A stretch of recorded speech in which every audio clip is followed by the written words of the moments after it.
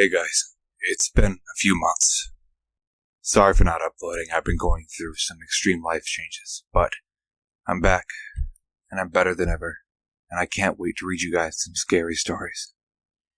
That being said, this is Dread Dwells, and let's get right into it. This is truly the scariest, most horrible thing that has ever happened to me. I had never been so petrified in my life. To this day, I still do not know who this man was, what he was trying to do, or if he still is where I saw him. I was back home for the summer for the first time in a year after starting university. Our home was, and still is, just outside of a small town with forests all around. There was also a small, man-made lake, which was diverged from a river that ran for miles through the forest and ramified into a few streams east of the lake. Near my home, there was a small, grassy path that led to the river following the stream. It was a long walk, but one I used to go on often as a child. I knew the forest there well. I knew where I could cut through dense trees to meet the stream.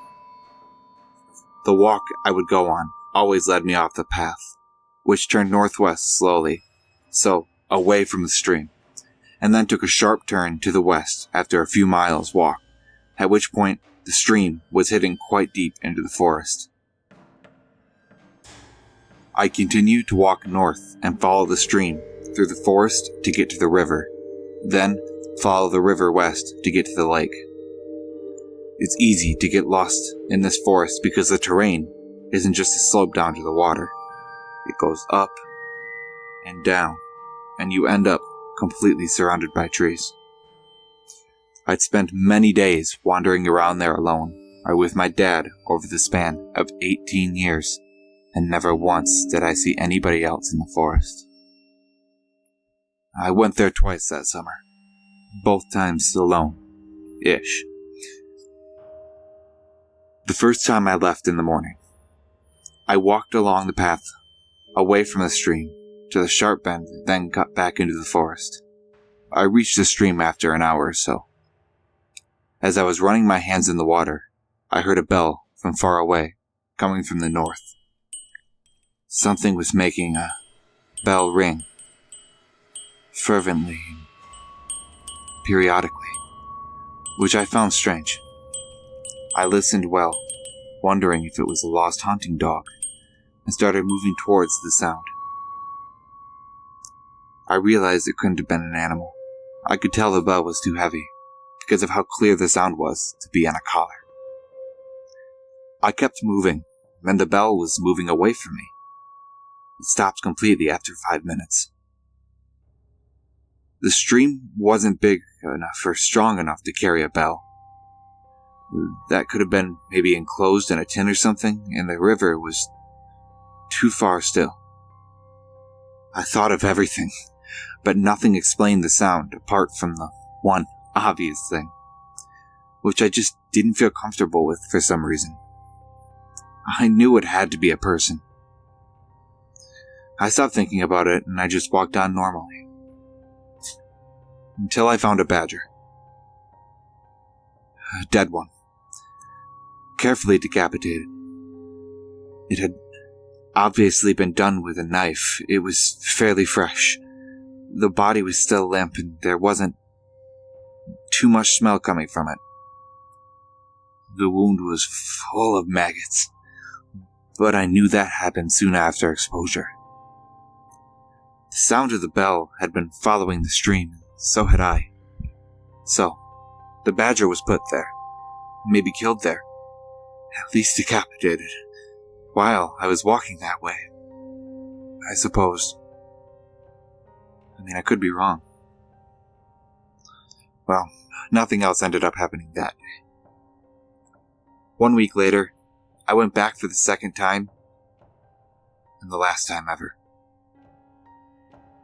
I left home at around 6 p.m. that fateful day. I know it's late. I made it to the stream, then walked to the river.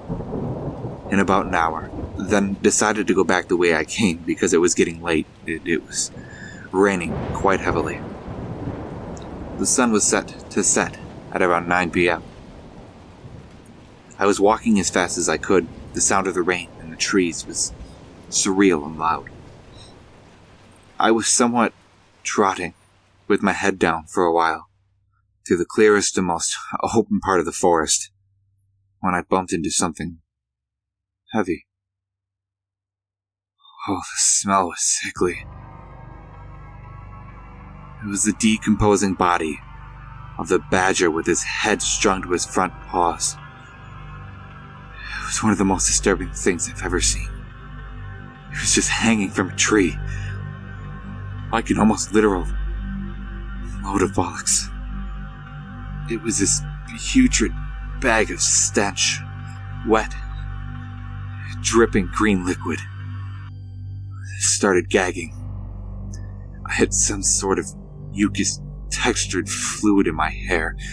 It was repulsive. At first, I just stared at it, slightly gobsmacked. Then I started fidgeting violently because I felt like I was drenched in its juices. I was soaking from the rain. My senses became confused. It felt like a bucket of ice-cold water had been thrown over me when I realized that I walked the same way to get to the river, so someone had strung up the body after I'd passed it on the way there. Someone who knew I'd see it. So, was someone watching me and running around the forest? Were the faint sounds of the branches breaking around me not animals? I looked around and quickly started jogging. I was half running, half walking away from the stream back towards the path for a while when I heard the bell again. I proceeded to call my dad while running. I told him to meet me on the path, where it sharply turns west. It was the closest part of the path to me, to go as fast as he could, and that someone was in the forest. I can't even explain the feeling I had. It was like I just let go of my intestines and stomach. I literally felt the hairs of my neck rise, despite being soaked. It was dark, and I jogged as fast as I could. I was panicking because the path was still a bit far away, just too far to feel safe. It was still raining. Every single sound was muffled. I felt like everything was further away than ever before. The bell went on incessantly for way longer than the last time. On and off, I felt like it was surrounding me at one point. The fear, combined with my compromised hearing and the fact that I couldn't breathe properly, was making me slightly lose my sense of direction. I was automatically heading southwest, but I wasn't even sure what I was really doing. I was breathing like a horse, coughing my lungs up, kind of crying out loud, like a toddler does, tripping over leaves and twigs like an idiot. I stayed on the phone with my mom, who was on the way with my dad. I kept hearing sounds, but I wasn't sure what they were. My mom was screaming on the phone at the same time that they were on the path, that I needed to run, that my dad had gotten out and was heading east from the path bend. I was so terrified I went into survival mode. I was doing the half-running, half-speed walking thing again because I was out of breath. Then, I heard branches break. Clear footsteps for the first time from down in the forest. And the bell ringing louder. I didn't want to, but I looked over my shoulder. That's when I saw what was in the forest with me. A tall figure creeping in my direction. At the very end of this clearing, ringing the bell slowly in front of his stomach. I could tell he was staring straight at me. Now, I don't know if I had a hidden secret sprinting ability or the instinctual adrenaline-induced superhuman powers, but when I tell you I ran for my life and I didn't look back once, I screamed as much as I could. I lied. I'm on the phone with police. They are on the path. Dad, I can see you. I'm here. I wanted to yell, Dad, please, where are you? but I kept that to myself. I felt like something awful was going to happen. I felt like the man was right behind me. I kept telling myself not to look back. I was gasping and wheezing, crying so hard and screaming for my dad. I felt shivers on my back. And then I switched off. I just ran. I even dropped my bag and only realized I didn't have it anymore when I was finally in the car. I felt like my phone was my only way home. Things no longer felt real. It was like my legs were moving by themselves. I didn't know if the man was still following me. I could only hear my heart beating in my ears and the bell. I finally heard my dad shout my name, and I knew he was coming my way, and that he could see me because of the intonation of his voice, and I pretty much threw myself at him when we got to each other. My dad heard the bell too. My mom could hear it on the phone.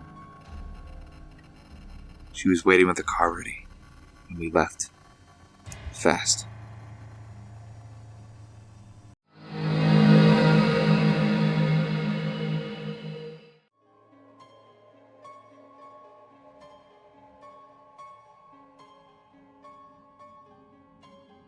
When I was about 12, my great-uncle John came from Ukraine to visit us in Canada. He had a lot of stories, but this was the one that stood out. It was the late 1960s. Uncle John was traveling by train from his village to visit another family member. He had to change trains at one point and was dropped off at what amounted to a platform and a hut in the middle of nowhere. There was no one else at the station, and other than a dirt road that led off into the surrounding woods, there was nothing even there. He waited for some time, but no train came. It was winter, and getting colder and darker, and just about the time he started worrying about a place to stay and some food to eat, an old woman appeared out of the twilight. She asked if he was waiting for such and such a train, and when he said he was, she said it wouldn't be long until the following day. She asked if he needed a bed for the night, and offered him a meal and a room at her house, which she said was an hour's walk from the station. This time was more or less the standard when traveling in this part of the USSR. And Great Uncle John wasn't looking forward to a hungry night on a cold platform, so he was glad to accept her offer. He took his suitcase and they set off together down the dark road into the forest. It was more than an hour away, more like 2. And by the time they arrived at the woman's small 2-story house, John was tired and hungry. They went inside, and the woman lit some oil lamps and warmed some borscht for him. It was the first time John was actually able to see the woman clearly, and he was a bit startled and realized the old woman was actually a man. Not wanting to pry, and really too tired to care, John finished his soup and asked where he would be sleeping. She led him up the stairs to a tiny room with a window that contained a single bed and nothing else. He thanked her, they said goodnight, and she closed the door. Then she locked it, leaving him in the dark. Somewhat creeped out by this, John called to her, but she didn't answer and he heard nothing else. Figuring he would deal with it in the morning, that she had probably done it by mistake, John set his suitcase down and laid on the bed, deciding to make the best of it and just get some sleep. Before he could fall asleep, though, he felt the urge to pee and got out of bed, hoping to find a chamber pot or something he could pee in. He got onto his hands and knees and began to feel under the bed in the darkness, thinking that's where the pot would be if there was one. Instead, he found a body. "Nope," Great Uncle John said, and went right to the window to see if he could exit the room that way. It was nailed shut. He knew that if he remained in the room, he was probably a dead man. But if he broke the window and tried to get out that way, there was a good chance that the old woman, and who knows who else was there, would hear him and come into the room before he could get away. So he did the only thing he could do. He pulled the body from under the bed, heaved it onto the mattress, and covered it with a blanket. Then he got under the bed and waited. Sure enough, about an hour later, he heard footsteps coming up the stairs, and then towards the room. The lock clicked, and then the knob turned slowly. In the gloom, John saw someone move toward the bed. Then he heard several horrific and sickening thuds.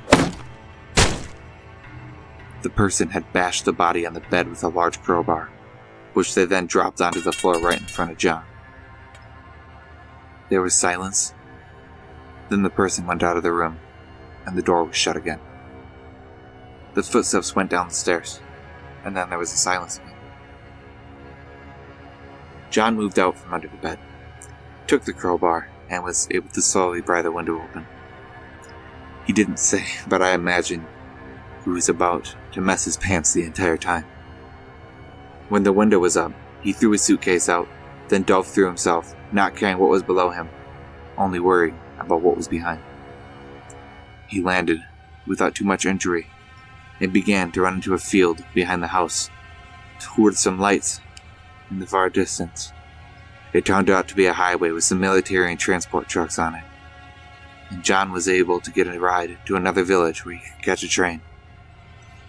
He didn't bother reporting what had happened to the authorities, since, at that time in the USSR, there was a distinct chance he would have been the one who would have gotten in trouble. He just thanked God he escaped, and decided that the next time he traveled to visit relatives, he would take another way.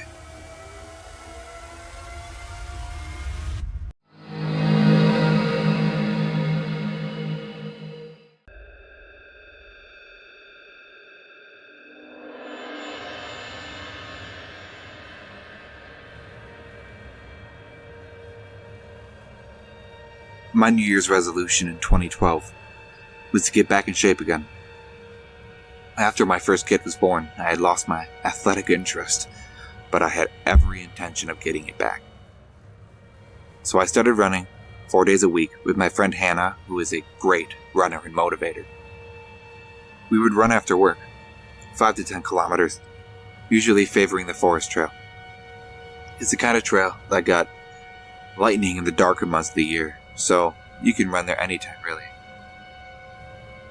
Once you turn on the lights, you got 45 minutes to run the shorter trails, and longer to run the longer ones. Then the lights shut off automatically. We had been running for about 2 months when we start seeing the same man hang around the parking lot every time we got there. He was a thin man, 25 to 30 years of age, always dressed in sports clothes, but never actually running. He never looked you in the eye either. We speculated that he could be homeless camping nearby, because he was constantly there. We got used to seeing him, sitting somewhere close by, silently, and always on his own. We felt sorry for him. He never seemed to talk to anyone, or interact at all. But there was something about him that made us hesitate to talk to him or ask if he was okay. I can't pinpoint what it was, but something wasn't completely right with him. One evening, Hannah didn't make it to our run, and I decided to go on my own. I arrived at the parking lot, my car being the only car there. I did some stretching, turned on the lights, and set off on the 5-kilometer trail. I hadn't seen the tall, thin, silent man when I started my run. Perhaps it was getting too cold to sit there, now that it was autumn and dark and getting closer to freezing point. He must have been there, though, somewhere in the shadows, because when I got to the top of the first steep hill, I could hear heavy breathing somewhere behind me. I look over my shoulders and I see him. He is running like a man obsessed. In regular shoes, not running shoes, with his arms moving in a really strange, stiff manner, as if he was made of metal, his hands like arrows, straight in, upward, inward at an angle. Sort of like a sprinter, but more extreme, moving like a robot. For the first time, he looked me straight in the eyes. And it was the eyes of a predatory animal. It made my heart freeze. He had never done anything to harm me, or anyone else as far as I knew. But that look in his eyes alone was enough to let me know that I was facing a serious threat. I started running faster, trying to create distance between us, and I could hear his heavy breathing getting even more strained. I ran like my life depended on it, adrenaline pumping through my body and giving me new strength. I tore off my necklace and threw it on the ground, thinking, I must leave a trace if he takes me. Something must be left behind.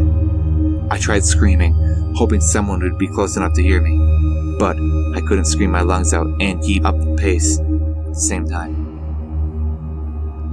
Why is he doing this? What does he want? Who is he? I thought, as I started to feel my lungs burn. Then I thought of my 15-month-old daughter, and I ran until I could taste blood in my mouth. He was still behind me, maybe 100 meters behind now, but I figured that if I trip and fell, or run out of energy, or fumble with the car keys even once as I reached a parking lot, then I'm screwed. So, once I reached the sharp turn on the trail, I went off trail and ran straight into the dark woods. I ran only a short distance, and then I lay flat on my stomach, my hand searching for a rock to defend myself with if he found me. I realized that I was wearing bright running clothes with reflexes and neon coloring, and I had never felt so visible in the dark before. I could hear him reach the turn and, thank God, keep on running. I started to slowly and as silently as possible move farther into the darkness. My heart sank again as soon as I heard rapid footsteps closing in from the trail. He had realized that I must have gone off the trail once he saw that there was no sign of me ahead. He stopped, and I stopped. I could imagine him listening for any sound, and I held my breath and begged to God I don't believe in to make him go away. After a while, I heard him say something in a language I didn't recognize and walk off. I didn't move. I feared that he would wait for me by the car and realize that I had to get off the trail and onto the main road and stop somewhere. Stop someone. I couldn't go back into the parking lot. I started to make my way farther into the woods, knowing that I would eventually end up on the last part of the long trail and close to the main road. The lights on the trail suddenly shut off. That made me calmer at first. The dark was a comfort and a protection. But then, after only a few moments, it switched on again. This could mean that another person had just started their run. And soon, I would have someone there to help me. Or that he was out looking for me. Or he was getting ready to prey on another lonely runner. I decided against waiting to find out, and continued my way toward the main road. It was dark, and I fell multiple times, my clothes getting wet from the damp vegetation, and I started to get cold. After what felt like a lifetime, I could see the 10-kilometer trail ahead, and I knew it was close to the road. Soon, I could hear the traffic. Once I made it to the road, I must have looked like I had been in a terrible accident. Blood from several small cuts from the falling, my clothes dirty, my face, I assume, petrified. My bright runner's shirt soon attracted the attention of a passing car. My waving and desperate shouting made it stop. The driver, a 40-ish man, with his 2 kids in the back seat, spent the next 10 or so minutes trying to make sense of what I was trying to say in between the sobbing and my crying.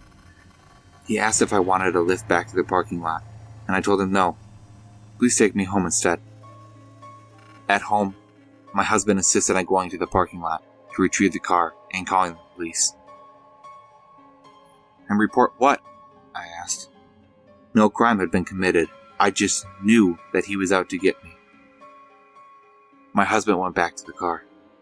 The driver's seat window was smashed, and my phone was gone. So was a photo of my daughter that I had had hanging from the mirror.